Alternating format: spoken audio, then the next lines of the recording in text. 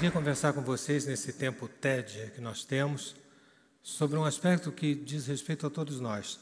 O imenso tsunami, a imensa mudança de época pela qual nós estamos vivendo, que toca a todos nós, independente da nossa idade, a nossa origem, nossa raça, nossa economia. Todos nós estamos sabendo que tudo aquilo que um dia já foi verdade não é mais, e nós estamos com a vida virada de cabeça para baixo. Em algum momento eu propus chamar isso, nós estamos frente ao homem desbussolado, sem bússola. Por causa disso, eu imaginei um termo chamado Terra 2, para chamar esse planeta. Uma das expressões desse termo é o programa da TV Cultura, que eu criei, que alguns, eu espero que muitos conheçam, que já fez uma temporada e agora abrirá proximamente a segunda temporada. Para quê? Para abordar esses momentos de mudança. Que mudança? Mudança do nascimento até a morte. Então, eu fiquei imaginando como é que a gente poderia representar isso de uma maneira sensível a todos nós. Porque se eu for falar em acadêmico, a gente fala em modernidade e pós-modernidade, mas não é tão claro. Agora, talvez se a gente disser, nós vivíamos num planeta, agora nós estamos num outro. Esse novo planeta que a gente vive é idêntico ao anterior. E os animais, ou seja, nós, somos muito parecidos com o que nós éramos há 30, 40 anos atrás. Mas a semelhança é só na fotografia. Se você ligar uma câmera e começar a filmar, os nossos hábitos, os nossos comportamentos serão totalmente diferentes. Nós estamos num novo planeta, não estamos nos dando conta, estamos com novos sintomas, com novas possibilidades e estamos usando remédios de épocas anteriores. Meu objetivo, então, com vocês é questionar isso. Como é que foi essa mudança? Quais são os principais aspectos dessa mudança? Quais são as novas questões que nós temos que enfrentar? E será que poderíamos resumir tudo em uma solução, em uma nova posição frente a essa mudança? Ainda sobre a mudança, aonde mudou? Mudou do nascimento à morte. A gente não nasce mais como antigamente, a gente não é criança como antigamente, a gente não educa. Nós tivemos agora há pouco uma palestra aqui sobre isso, nós não educamos da mesma forma, a gente não namora da mesma forma, os pais ficam desesperados frente ao ficar, hoje em dia, das novas gerações, achando que isso não é amor, isso é superficialidade. A gente não trabalha da mesma forma, qualquer um de nós aqui presente vai ter mais de uma profissão na vida, vai ter 2, 3, 4 profissões. A gente não se aposenta da mesma forma. Aliás, nós não nos aposentamos, mesmo porque a gente vai viver aproximadamente 100, 110, 120... Nós não, mas nossos filhos deverão viver 120 anos, o que não vai ter possibilidade de aposentar, e nós não morremos também mais da mesma forma. Então, esse mundo está completamente de cabeça para baixo. No nascimento, por exemplo, para pegar 2 exemplos do nascimento e da morte, no nascimento nós temos a seleção dos embriões. Nós já temos engenharia genética que pode fazer a seleção dos embriões. E a maioria das pessoas que não estão muito afeita a esse problema ou a essa possibilidade vão pensar, os pais vão selecionar os melhores embriões. Os melhores dentro dos preconceitos habituais da sociedade são os mais bonitos, mais altos, mais inteligentes, mais competentes. Não é bem assim. Por exemplo, nos Estados Unidos, um casal de surdo selecionou ter um filho surdo. Um casal de anão selecionou ter um filho anão. E a mãe anã, dizia, mas como é que eu vou ter um filho de tamanho normal, entre aspas? Aos 4 anos de idade eu não vou conseguir mais carregá-lo no colo.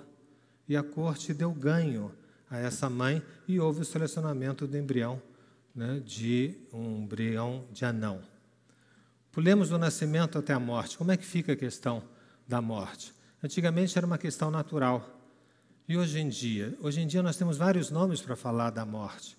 Nós temos o mais conhecido deles, é a eutanásia. Por quê? Porque a pessoa fica no hospital anos, às vezes, em estado de coma, e se pergunta se a gente pode ou não desligar as máquinas. Se desligar, é eutanásia. É proibido no Brasil. Nós temos outro nome que é ortotanásia. Será que nós vamos ligar as máquinas ou não vamos? Não ligar quer dizer fazer ortotanásia. Nós temos suicídio assistido. A pessoa está imóvel no seu próprio corpo, pede um amigo para ser para ser morto.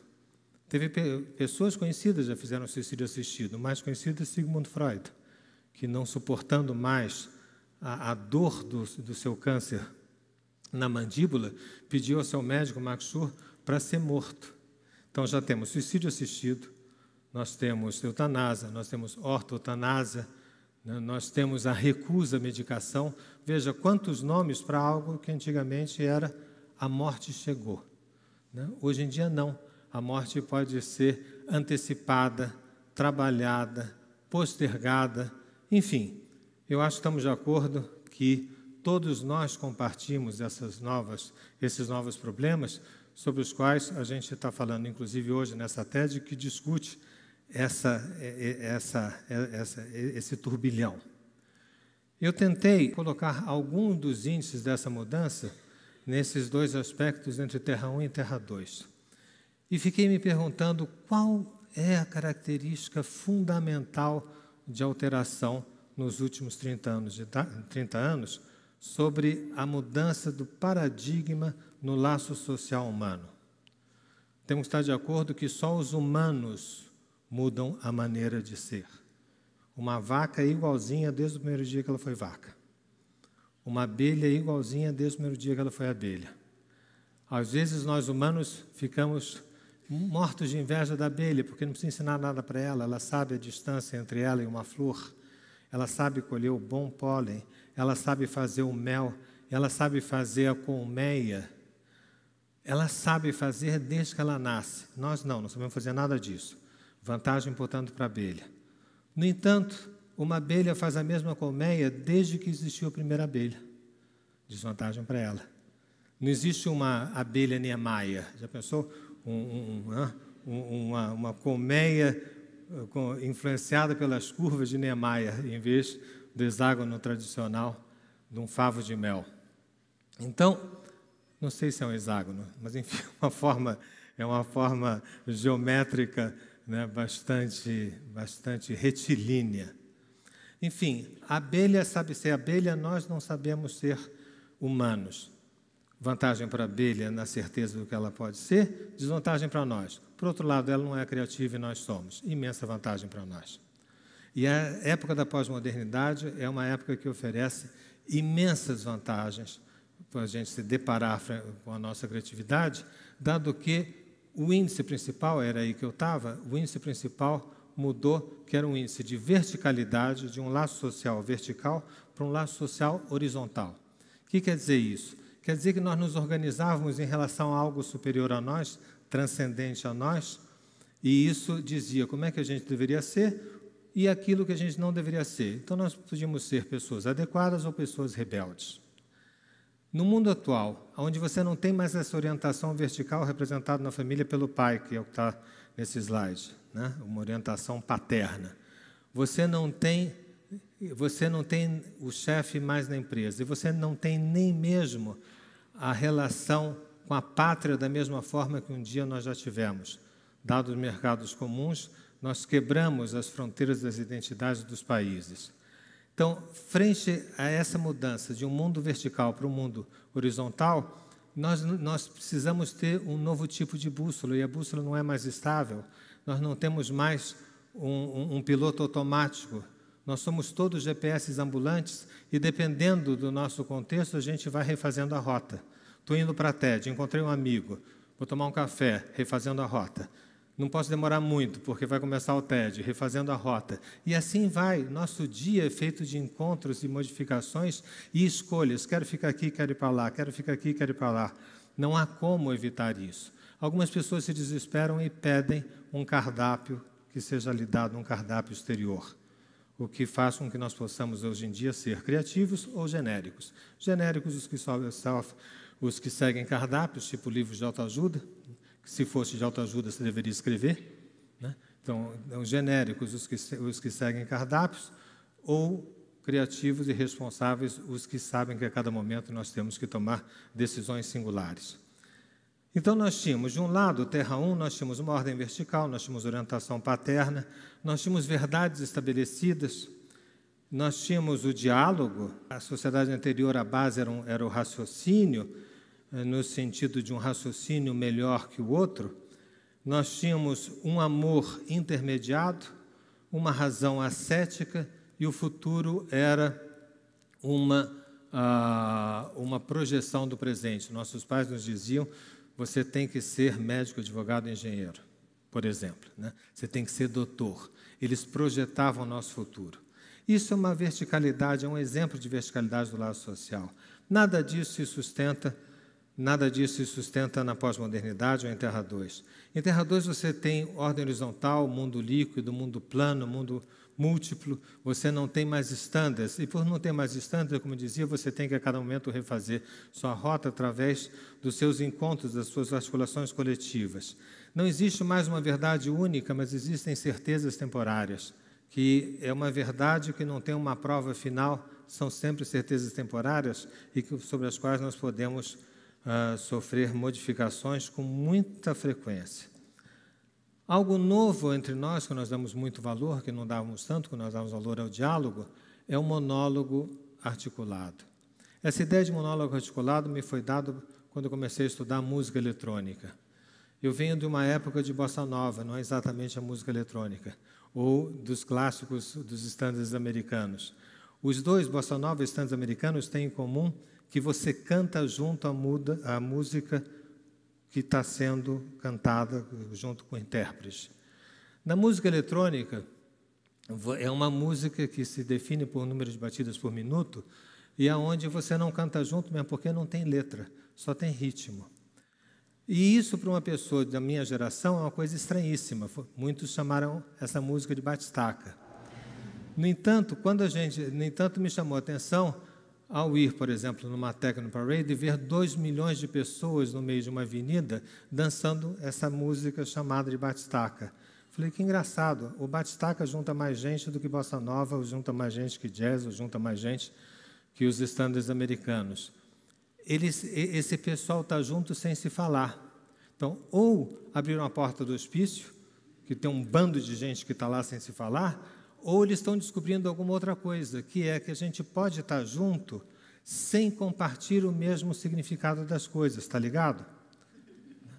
Aonde a expressão está ligado, que muitos pais acham que é uma bobagem, ou que é uma linguagem fática, uma linguagem só de testagem de canal, não é bobo, é dizer, isso me faz sentido, e talvez isso faça um sentido para você, mas não necessariamente o mesmo. Isso explica porque os virais atingem milhões de pessoas, porque se tivesse um sentido, um significado fechado, atingiriam grupos pequenos de pessoas. E esses meninos podem conviver ou estar junto sem a necessidade da compreensão. Isso é estranho? Não. O amor é assim, não é? Se alguém achar que você entende porque ama, vai fazer uma DR, uma discussão do relacionamento, né? Nunca uma DR dá certo, só dá certo quando você termina o relacionamento. Você sempre sabe por que você não ama alguém. Você não tem a menor ideia por que você ama alguém. Tanto que você diz para alguém, eu te amo, o outro diz, ama mesmo? Nenhum outro acha que você sabe muito bem por que você ama, não é? Então, eu acho importante que esses meninos já estão mostrando novas soluções para a Terra 2, para a pós-modernidade, onde nós temos uma era do ressoar. O ressoar, que é distinto do raciocinar, o ressoar tem um outro tipo de pegada e faz com que cada pessoa tenha que completar por si mesmo aquilo que está ouvindo, como vocês esperam estarem fazendo nesse momento. Em cima daquilo que eu estou falando, cada um de vocês está pondo a experiência pessoal, está complementando, e o que quer dizer que a gente vive no terreno do mal-entendido, e o mal-entendido não é ruim, ele é criativo e ele leva à singularidade de cada um. Nesse mundo do ressoar, nós temos um novo amor. Eu escrevi aí novo amor para diferenciar do amor anterior. O amor anterior, do Terra 1, era um amor de intermediado. Eu estava com alguém por causa do filho, da herança, da igreja, do pai, da mãe, da morte. Enfim, estou com você por causa de qualquer coisa. Hoje em dia eu só estou com alguém, mesmo que eu diga por alguma razão terceira, eu estou com alguém porque eu quero estar com alguém. Porque se eu não quisesse, eu não estaria. Nós não temos desculpa mais frente às nossas escolhas. Nós estamos num mundo da razão sensível, o brasileiro é alguém que responde muito bem à razão sensível, e o futuro não é mais uma projeção do presente, é a invenção do presente. Qualquer moço sabe que nós estamos hoje inventando o futuro e não é que a gente esteja projetando, porque a gente o constrói a cada momento. Gente, para começar a ir para pouso, para resumir tudo isso em um aspecto, hoje em dia a gente pode mais do que a gente quer. E quando a gente pode mais do que a gente quer, a cada momento a gente vai ter que dizer o que a gente quer. Porque nem tudo que nos é ofertado nós queremos. Muitas vezes a gente quer viver mais 10 anos. Mas será que a gente quer viver mais 10 anos? Depende das condições. Tecnicamente, eu posso viver mais 10 anos, mas será que quero? Enfim, é um mundo que chama a responsabilidade do sujeito humano a cada instante. Esse mundo é derivado de uma revolução tecnológica, do efeito da tecnociência sobre nós. NBIC é a sigla americana para falar da nanotecnologia, da biotecnologia, da informática e da cognitividade. Ainda não é uma sigla mundialmente aceita, mas, ao meu ver, será. Por isso que eu estou falando dela. Você opera um câncer, por exemplo, pelo fato de poder agir no nanoespaço, 1/1000º do metro. Né? A operação é biotecnológica, você consegue lidar com essas informações e você tem uma inteligência para postergar esse câncer. Frente às tecnologias, existem 3 posições, isso também já foi abordado, mas 3 posições básicas são: eu não quero que a tecnologia avance, são os biodefensores, os bioconservadores. Eu acho que as máquinas vão nos ultrapassar, são os pós-humanistas. Ou não, eu acho que existe uma complementariedade entre a inteligência artificial e o ser humano, que são os transhumanistas. Há um grande debate em torno disso que a gente fica para uma próxima discussão. Terminando, nós temos um campo de girassóis, nós temos o girassol de Van Gogh. Eu queria falar 1 minuto sobre o artista, dizendo que a ética que a pós-modernidade nos pede, é a ética do artista. O que é a ética do artista? Ele inventa uma coisa que não existia. Nesse campo não existia esse girassol que Van Gogh viu, mas a partir do momento que Van Gogh viu, ele também nos faz ver um campo de girassóis de maneira diferente. Quem gosta de Van Gogh olha qualquer girassol e diz: parece um Van Gogh. Um artista consegue fazer 2 coisas. Ele sabe que o mundo é incompleto, que não tem nenhum caminho automático, que eu tenho que inventar uma solução, ponto 1, e tenho que expor essa solução, me responsabilizar por ela, ponto 2. É o que faz o artista. Não acho que nós tenhamos aqui um talento de Van Gogh, pode até ser, né? Mas todos nós temos que ter a ética de um Van Gogh, de um Chico Buarque, de um Niemeyer, de um Jorge Amado, pessoas que inventam um mundo e se responsabilizam por ele, fazem com que a gente veja uma banda e lembre de Chico, vá à Bahia, lembre de Jorge Amado, e assim por diante, que é uma forma da responsabilidade singular frente à pós-modernidade. Sendo assim, eu acho interessante que, para ir para a Terra 2, é importante que nós tenhamos 2 aspectos: I, de invenção de uma solução singular, e R, de responsabilidade frente a essa invenção. Muito obrigado.